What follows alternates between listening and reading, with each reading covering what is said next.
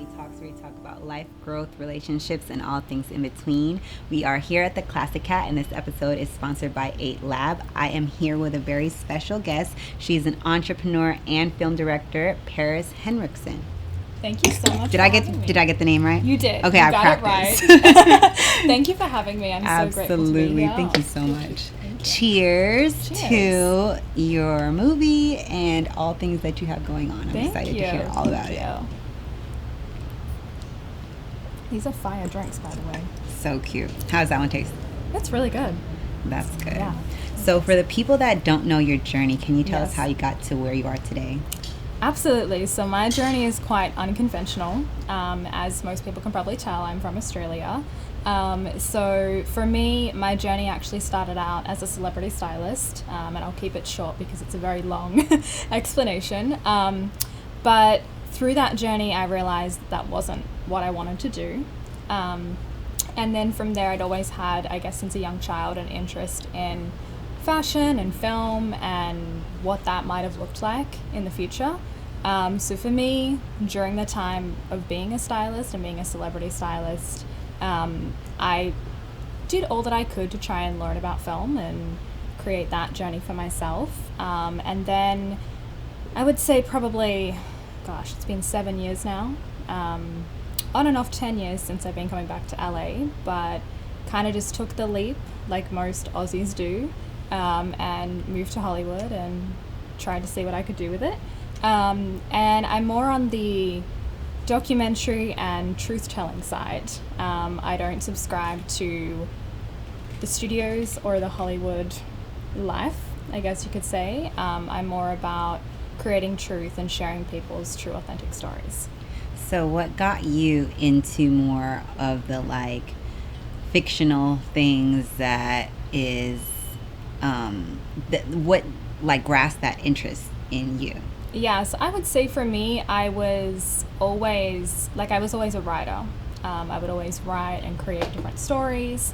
And for me, it was more about just seeing how creative I could be, and what that could lead to. And I would say that's probably where it started. And then Sound of Freedom, which is, I've heard so many things about it. I can't wait to see it. Yeah. One of my neighbors told me it's a must see, and they took It's their amazing. Mothers and so forth. So tell me how that story came about. Okay, so Sound of Freedom, it's based on Tim Ballard, who is a former Homeland Security officer. And it's pretty much, now I wasn't involved from the beginning, only because this project started 8 years ago. And as you probably are familiar, independent films take forever to get made and even longer to be produced and distributed. So we got involved, my company, on the investor side, probably about, I want to say 4 months ago. And that was mainly because they all needed, they were crowdfunding, I guess you could say, but not necessarily crowdfunding. They were looking for investors to distribute and help distribute through Angel Studios. And I guess for me, I have known about Tim for over 10 years, from when I worked with another organization called doTERRA.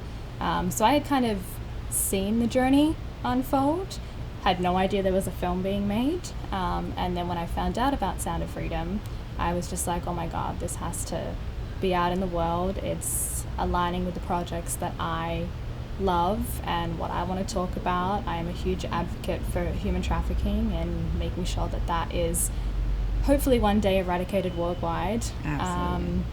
And so that's kind of how we got involved with it. And it's been out now for, I want to say 3 weeks, 4 weeks since the 4th of July. It just came out. Yes. And can you tell us a little synopsis for the people that haven't heard of the movie or want to know more about what Sound of Freedom is about? Yeah. Can you tell us a little bit of a synopsis of the movie? Absolutely. So Sound of Freedom is, like I said, based on the story of Tim Ballard.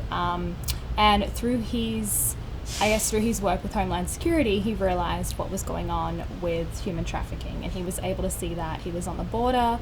And in short, I guess, the story kind of starts where he leaves Homeland Security. And he left Homeland Security and started his own organization, which was Operation Underground Railroad, and basically off the dime of wanting to rescue children. And so the story of Sound of Freedom takes you through that, and it takes you on, I guess you could say, 2 rescue missions, and an island raid where they're able to rescue over 50 children. And Jim Caviezel, who plays Tim Ballard in the film, the way he portrays everything is just absolutely incredible. And it actually got to the point where when I was at the premiere, at the end of the movie, I forgot that it wasn't Tim. Oh, wow. I was like, oh my gosh, and they don't look anything alike. It's just, that's how much. So realistic. Yeah, how much the story is important. So yeah, that's pretty much a snapshot of the film. But it's, grossed, I think, 155 million or more domestically only. Wow. And it's set to hit theaters in Australia and the rest of the world from the 24th of August and onwards. That's amazing, and yeah. Congratulations on that. Thank you. So I'm sure that's like a long journey from what you were used to doing with celebrity styling, and now this amazing film with an even more amazing message. Yeah. And that just needs to be broadcasted around the world. I heard that they took forever to put it out there because it was a long process. How was that journey and that process for the filmmakers and everyone involved? Yeah, so basically the process was it got shut down and turned away by every Hollywood studio, from Disney to Universal and everyone in between, for obvious reasons that I won't go into here. But you can do your own research, guys. But from there, it was a synergistic event between Tim and the founders of Angel Studios. They all met at an event actually that was supporting anti-trafficking movements, and Angel Studios fell in love with the story, and within 90 days of Angel Studios having it, it was in theaters. Wow. Which is just goes to show how thrilled and impressed they were by the story. Absolutely. In order to have that out there. And then they raised, I think it was $5 million with investors, and don't like to say crowdfunding, but crowdfunding within just a couple of weeks to get it distributed. And now it's been put everywhere, which is great. Yeah. So if for parents with children, or anyone that has, is in a guardian position, what advice would you give them to help them kind of leer away from, their child or their loved one or whoever they have care of, custody of, from situations like sex trafficking? Absolutely. So obviously it's a huge, huge problem. I don't like saying this, but 90% of the people that traffic these children are white American males and Mexicans. So it's a very real problem in both this country and Mexico, but all across the world. And it's just being mindful. Obviously we live in a world where everything is so unpredictable right now. We don't know what's going to happen. Like, you could send your children to school and they could be at risk. The bathroom, the neighbor's house. There's so many stories coming out now that are kind of the most random situations that you would ever see. So it's really hard to kind of, I guess, pinpoint a scenario, but definitely, as a parent, as a guardian, I would make sure, that they don't have access to technology and stuff like that till they're of an age where they actually understand what human trafficking is and what sex trafficking is, because the US is the #1 consumer of online trafficking situations. So that's what I would recommend. There's also a ton of signs to look out for as well. Like, if you see something, say you're in an airport and you see something that doesn't seem right, the chances are it's probably not. Right. So definitely, speak to local law enforcement, speak to somebody at the airport. But as a parent and guardian, just, go see Sound of Freedom, create awareness for yourself. If you don't know about it or you're not sure about it, learn about it. Take the time to learn about it. Take the time to learn how it could happen to your child, because it can. It's right here on our back doorsteps. Absolutely. And sometimes in front of our face, and we don't even know. Absolutely. Yep. So what's going on for your own personal journey outside of Sound of Freedom? What do you have going on for Paris? Yeah, so outside of being involved with that, we are getting involved with another project that I felt strongly about that was it's not around human trafficking, it's around an athlete with a disability. And that's going to be a film that's coming out September 22nd. I can't share the title yet, but that's because we're still doing behind the scenes negotiations. Absolutely. But we've got that. My podcast is doing really well, which is exciting, the Paris Henriksen show. We talk about everything from life to entertainment. We did a real estate segment recently, which was a lot of fun. And then I have a book coming out. Oh, wow. Congratulations. Thank you. September 12th, it'll be on pre-sale. It's called The Rose Diaries. And it's basically I want to say like a toned down version of 50 Shades of Grey. Oh, wow. But it's very different. It's more on the spirituality, tantra side. And basically the protagonist is a female fashion designer. So I kind of took elements of my life and then paired it with some other things, and yeah. So that's and that comes out? So it'll be on pre-sale September 12th, okay. And it'll be out a couple months later. Oh, that is super. How long did it take you to make that? Oh my gosh, this project has been in the works for 5 years. Wow. Yeah. First it was a film, then that got canned because of COVID. Then it was going to be a TV series, and that also got canned because of COVID, because COVID just kept going on and on and on. Right, especially in Australia. Yeah, well, I was here at the time, but even LA, as you probably know, was like not everything was shut down. Everything was shut down. And then, in Australia it was worse. So yeah, we went from 4 years to then about a year ago, I was like, you know what, we're just going to put the book out, and then that way something else will come from that. Absolutely. So we decided to do that, and we're here now. So amazing. It's very exciting. With everything that you have going on, how do you have time for your family, your friends, love life, all that good stuff? Well, that's a very good question. The love life is always sort of, currently single, but the love life's always topsy-turvy. Welcome to the LA dating scene. And also, past relationships, I'm still working with a lot of them, so it's always that fine line between what's a relationship and what's business. But definitely, I try and find the time. I won't say I don't have time to date or for a relationship, because I like to keep myself busy in other areas, but if the right person comes along, then I'll make the time. Absolutely. Yeah. What about family, since they're so far away from you? Yeah, so they're all in Australia. My parents actually were both just here at separate times, which was really nice. I got to take my dad on a little trip to Charleston and stuff, which was super beautiful. But I hadn't seen them for 3 years. Wow. Yeah, which is so rare for us. Like, we used to see each other all the time. We would always travel to each other. I used to live in Bali as well. How fun. How is Bali? Yeah. It's a whole other world. Like, it feels like a lifetime ago when people are like, how was Bali? I'm like, oh yeah, I forgot I lived there.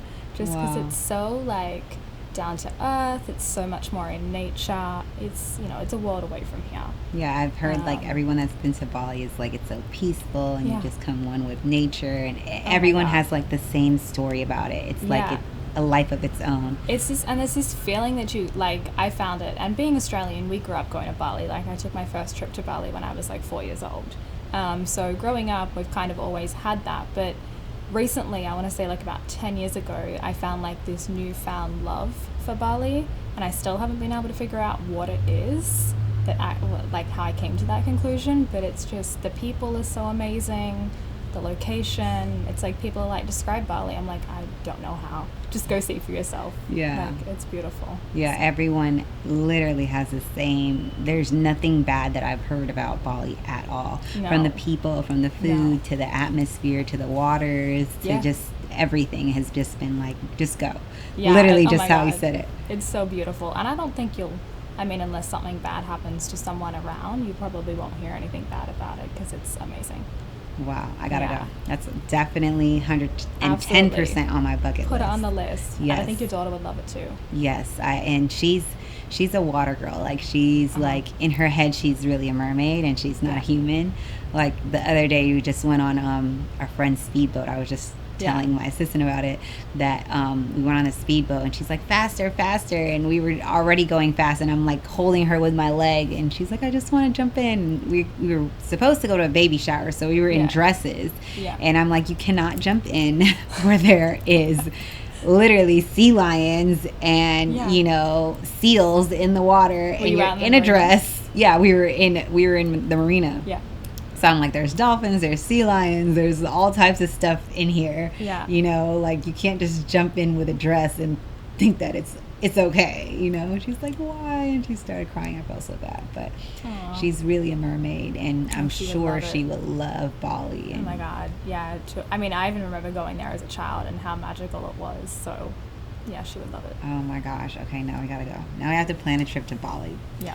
Okay, so for everyone that comes on the show, we okay. play a game. I have 2 game selections for you. Okay. We have Dirty Minds and Pick Your Poison. Okay. So Dirty Minds is I'm describing a word and you have to guess the word. So it's sort of like a riddle.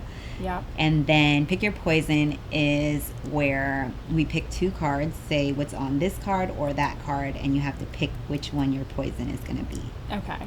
Which one do you want to play?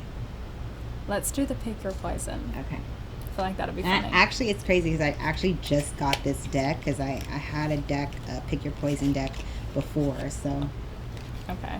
I'll play with you too. Okay. These are new cards I'm excited for. Okay, I guess we can just...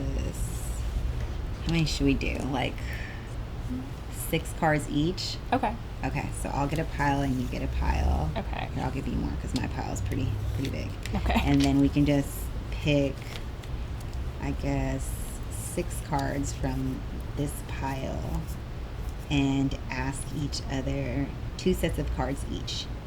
Okay. These are interesting. Okay, let me see. These are intense, guys. These are wild. I'm excited for this new game. Interesting.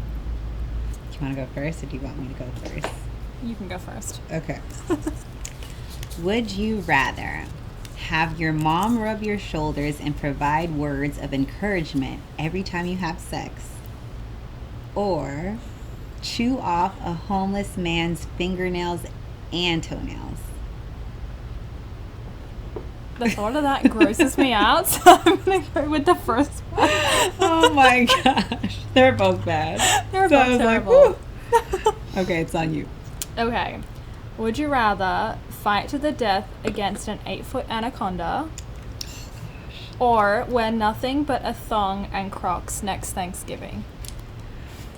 I have like annual Thanksgiving feasts at my house with like balloons, decor, DJ, like everything going on. So that's a lot of people to see me just breast out, Yeah. thong and Crocs, and I love Crocs. I love a good pair of Crocs. The anaconda, hopefully my man trains me well enough to fight this anaconda. So I'm doing the anaconda one, and hopefully I'm surviving in Jesus' name. I like that. Okay, next one. Would you rather get your tongue caught in a garbage disposal, or discuss the pros and cons of anal with your parents? Damn. Neither. So let's go with the first one. Yeah, I don't know if I could just be comfortable like, oh yeah, dad, mom, by the way, this is yeah, the pros of anal and the cons of anal. Don't think so. All right. Would you rather eat a rat from a New York subway, or greet every stranger with a passionate French kiss? Ooh, first of all, if you guys haven't been to New York, the rats are not rats.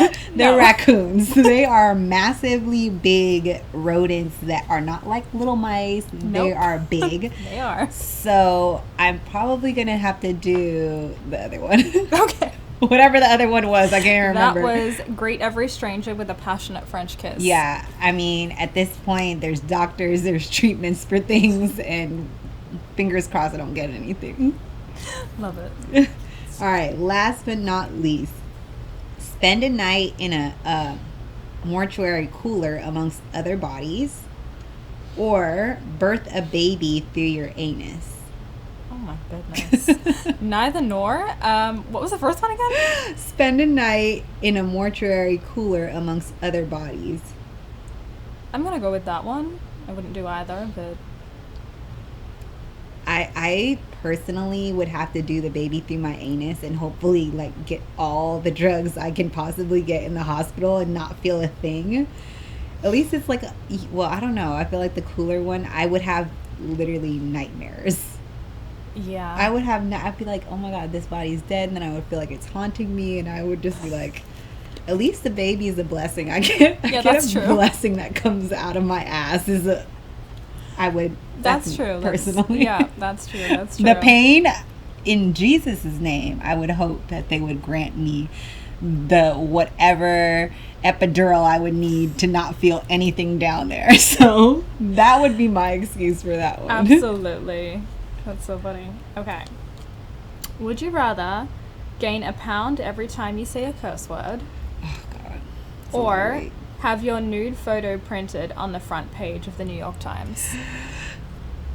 I would bless the New York Times with my nude picture over the other one, because I just feel like, ooh, that's a lot. That would be fast. At least for me. Yeah. I swear a lot. So that is I would be like 500 pounds in like 3 days, give or take. Like a pound every time I say time? I probably said like 10 cuss words on this episode alone. So that, and 10 pounds shows a lot on camera. So imagine like it does, every time. No. No. What would you do on that one? The New York Times. Yeah, agreed. Yeah, because I'm like the other one. No. Who knows? We can make probably a fortune. Probably. Sure. Tell everybody where they can find you, what you have going on, where to watch your podcast, all that good stuff. Yeah, absolutely. So you can watch my podcast on the Paris Henriksen YouTube channel.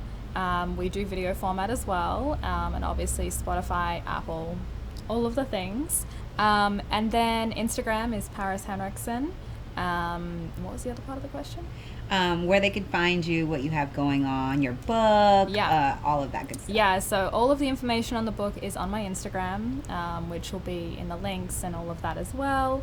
And then, that's pretty much what I have going on. There's always something. So keep a look on my Instagram. There's always something going on. Yes, make sure you guys tune into everything that Paris has going on.